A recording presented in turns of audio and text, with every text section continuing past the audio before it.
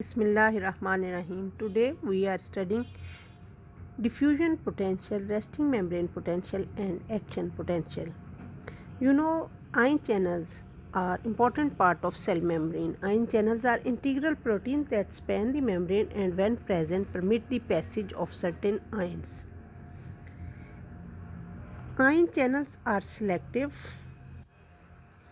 They permit the passage of some ions but not others. Selectivity is based on size of the channel and distribution of charges that line it.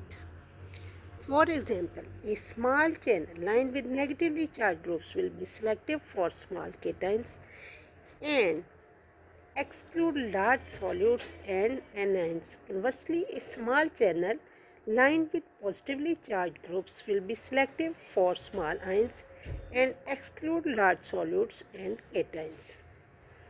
Ion channels may be open or closed. When the channel is open, the ions for which it is selective can flow through it. When the channel is closed, ions cannot flow through. The conductance of a channel depends on the probability that the channel is open. The higher the probability that a channel is open, the higher the conductance or permeability. Opening and closing of channels are controlled by gates, voltage gated channels. Voltage gated channels are opened or closed by changes in membrane potential. The activation gate of sodium channel in nerve is opened by depolarization. The inactivation gate of sodium channel in nerve is closed by depolarization. When both the activation and inactivation gates on sodium channels are open, the channels are open and permeable to sodium during the upstroke of the nerve action potential. If either the activation or inactivation gate on the sodium channel is closed, the channel is closed and impermeable to sodium. For example, at the resting potential, the activation gates are closed and thus the sodium channels are closed. Ligand gated channels are opened or closed by hormones, second messengers, or neurotransmitter. For example, nicotinic receptor for acetylcholine at the motor end plate is an ion channel that opens when acetylcholine binds to it. When open, it is permeable to sodium and potassium, causing the motor end plate to depolarize. Now we will study diffusion and equilibrium potentials. A diffusion potential is the potential difference generated across a membrane because of a concentration difference of an ion. A diffusion potential can be generated only if the membrane is permeable to the ion. The size of the diffusion potential depends on the size of the concentration gradient. The sign of a diffusion potential depends on whether the diffusing ion is positively or negatively charged.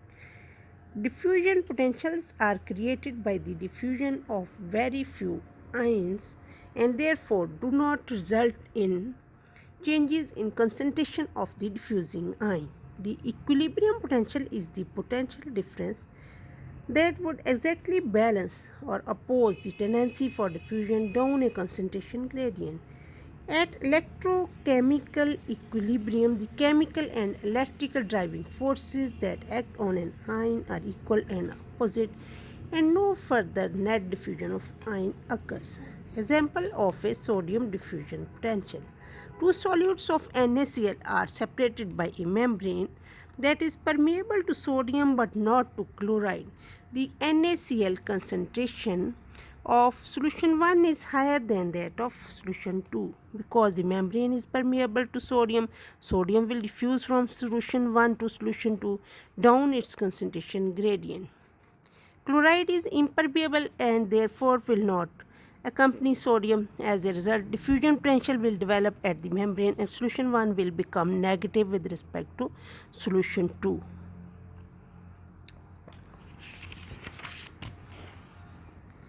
Eventually, the potential difference will become large enough to oppose further net diffusion of sodium.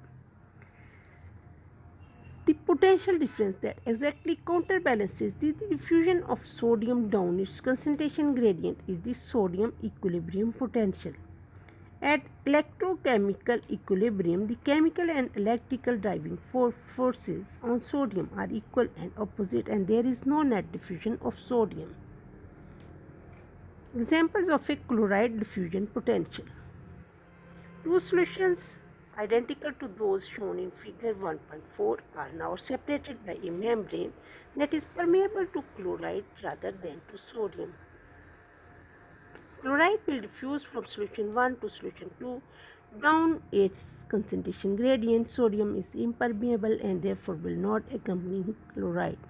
A diffusion potential will be established at the membrane such that the solution 1 will become positive with respect to solution 2. The potential difference that exactly counterbalances the diffusion of chloride down its concentration gradient is the chloride equilibrium potential.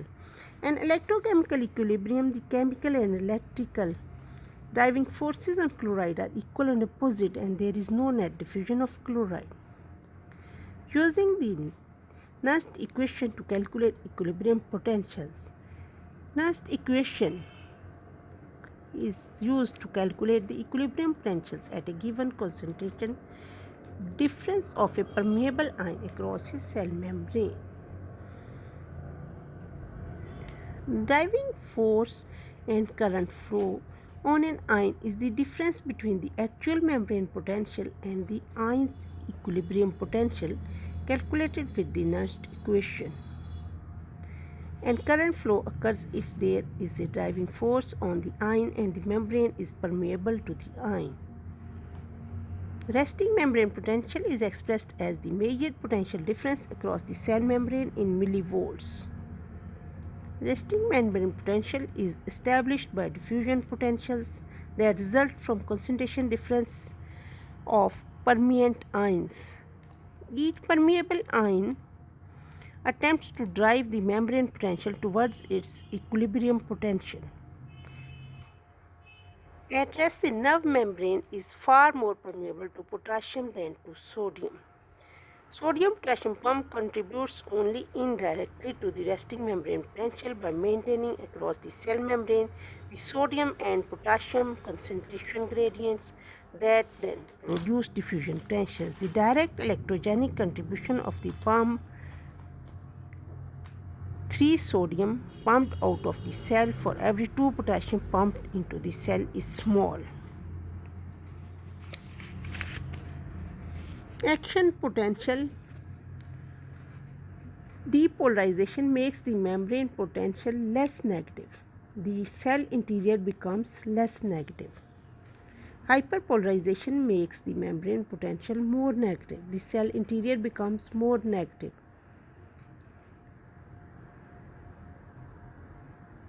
Inward current is the flow of positive charges into the cell. Inward current depolarizes the membrane potential.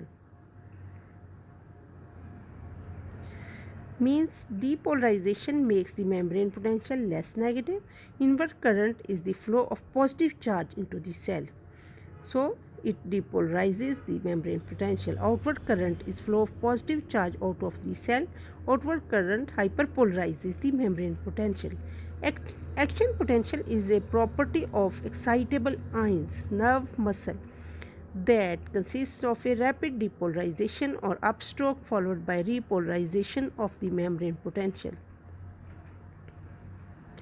Action potentials have stereotypical size and shape and propagating and are all or none. Threshold is the membrane potential at which the action potential is inevitable. At threshold potential, net inward current becomes larger than net outward current. The resulting depolarization becomes self-sustaining and gives rise to the upstroke of the action potential. If net inward current is less than net outward current, no action potential will occur. Means if net inward current is less than outward current, no action potential. This is called all or none response.